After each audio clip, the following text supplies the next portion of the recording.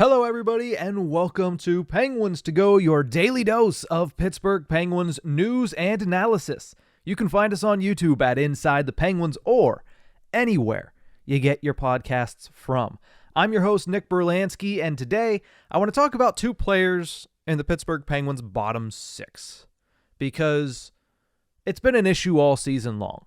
The Penguins have been a top six team where all of their offense, or at least most of their offense, comes from their top two lines. Their bottom two lines have not really been productive all season long, but in general, they've gotten better play out of the bottom six since the trade deadline earlier this month. With that in mind, though, the Penguins need to separate the two players that I like to call the Houdini brothers. Now, before we get to those two guys, I will say, while the bottom six has been better, they haven't done much in the way of scoring actual goals, which some people will say, well, that's all that matters, which you're not completely wrong, but they're holding their own much better than they were before the trade deadline. At least when you watch a Penguins game now, it looks like they have the makings of a complete team. They've played well over the past couple of weeks. Sometimes the results don't follow, but you can see that they're trending in a much better direction more often than not. Now, part of that is some of these bottom six players have even shown that they could be pieces to build around next season, right? If you asked me a couple of weeks ago, I would have told you it's probably best that the Pittsburgh Penguins bring back as little or no bottom six players from this year as possible when entering next season. But that's not necessarily true. I think Drew O'Connor has certainly impressed me enough that I would like to see him get another chance next season. Ryan Poehling, if he can stay healthy, has shown the makings of a very talented fourth-line center in the National Hockey League. And Josh Archibald has been pretty consistent all year as a decent fourth-line right wing. If he's in that role or even a 13th forward role, I think you're pretty happy for the Pittsburgh Penguins. But like I mentioned, there's two guys. I call them the Houdini brothers. They need to be separated because they cannot play on the same line because it's just not yielding any results. That's why I call them that. And that's Danton Heinen and Mikael Granlund. Too often, we see both of these guys make zero impact on the game. Last night was the one time they actually produced something, which was a secondary assist, I believe, for Danton Heinen on the P.O. Joseph goal that cut the lead to 3-2. But more often than not, these guys are not producing very much, if anything, offensively. Now, it's not the worst trait to have as a player. That means they aren't costing the Penguins anything, and they're not getting caved in by their opponents.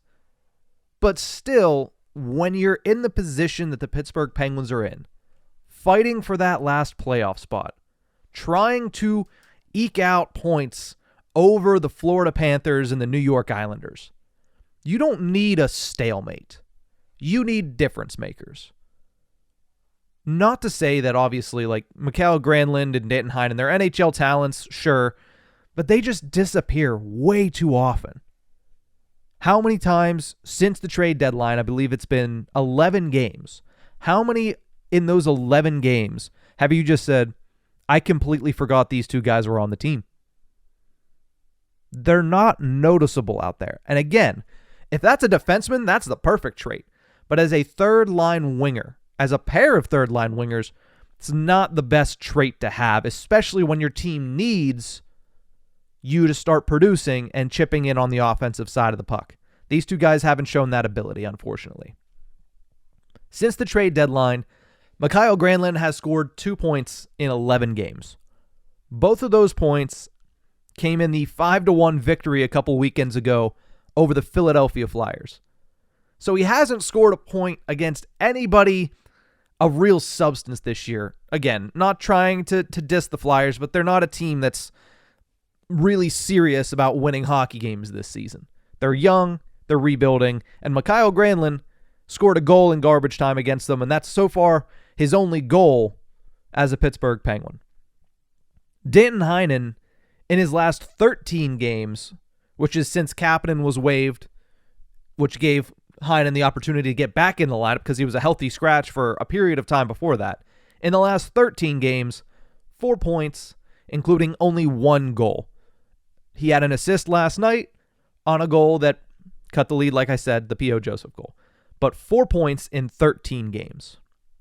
They're centered by Ryan Poehling, and as we all know, Poehling is not out there to score goals. So these guys have to be separated. The Pittsburgh Penguins are getting more offensive opportunities and more highlight opportunities from their fourth line of Drew O'Connor, Jeff Carter, and Josh Archibald. Carter scored 2 goals against Colorado, but even taking that away, Archibald and O'Connor have been much more noticeable on the ice than Granlund and Heinen. Not a good sign considering you have Granlund for 2 more years at $5 million. Heinen, luckily for the Penguins, is probably going to be somebody they cut bait with. So what is the solution here? Granlund's not going anywhere. I just mentioned it. 2 years left on this deal. $5 million per season. It's going to be hard to move it if they choose to. They're not going to choose to. They just acquired the kid 3 weeks ago, so he's not going anywhere. He's going to stay in the lineup. Specifically because not only was he acquired just now, not only is he set to play on the Penguins for a couple seasons to come, but he does have that versatility where he can play the center or he can play the right wing, and also he plays on the penalty kill. So Granlund's not going anywhere. That's fine. It is what it is. Can he be a facilitator? Can he be a playmaker? Yes. Have we seen it yet? I would say no. We haven't seen it yet, but potentially that can be brought out. That leaves Danton Heinen. What do you do with Danton Heinen? I've called him a cockroach a couple times, and that's nothing against his character, just the fact that it seems like he is not the coaching staff's favorite player on the team. I think that's the best way to say it. He's caught healthy scratches multiple times throughout the season. He did last season as well. There have been stretches where he's played less than 5 minutes as a fourth line winger, but there's also been times where he's been deployed in the top 6. So he really just finds a way to stick around. Good career quality because, it gets you paid, gets you games, gets you at the NHL level, keeps you at the NHL level too. But for the Pittsburgh Penguins who need difference makers, I just don't see it coming from Danton Heinen. We haven't seen it really all season other than maybe the first 5 games of the year. So what's the solution there? You don't want to separate Drew O'Connor and Josh Archibald, who are the wingers on the fourth line. They're starting to feed off of each other. They're starting to create opportunities, and their combined forechecking is some of the best that the Pittsburgh Penguins bottom 6 has seen in a couple of years, actually. Maybe apart from Evan Rodriguez, who was kind of a jack of all traits, these two guys are playing very well together on that fourth line. Do you really want to break that momentum up? No, probably not. So it might be once again time to sit Danton Heinen down. Again, not that he's playing poorly. It's not that he's going out there getting beat. He's not missing defensive responsibilities. He's not costing the Penguins any games. But they're certainly not winning any games because of Danton Heinen, and it doesn't look like they're going to win any games because of Heinen anytime soon. So it might be once again time to have him take a seat in favor of a guy that was brought up on emergency loan, impressed in a short sample size, struggled for a game or two, and was sat down subsequently. That's Alex Nylander. Right? I would be surprised if Danton Heinen re-signs in Pittsburgh again. Somebody I could see re-signing in Pittsburgh is Nylander.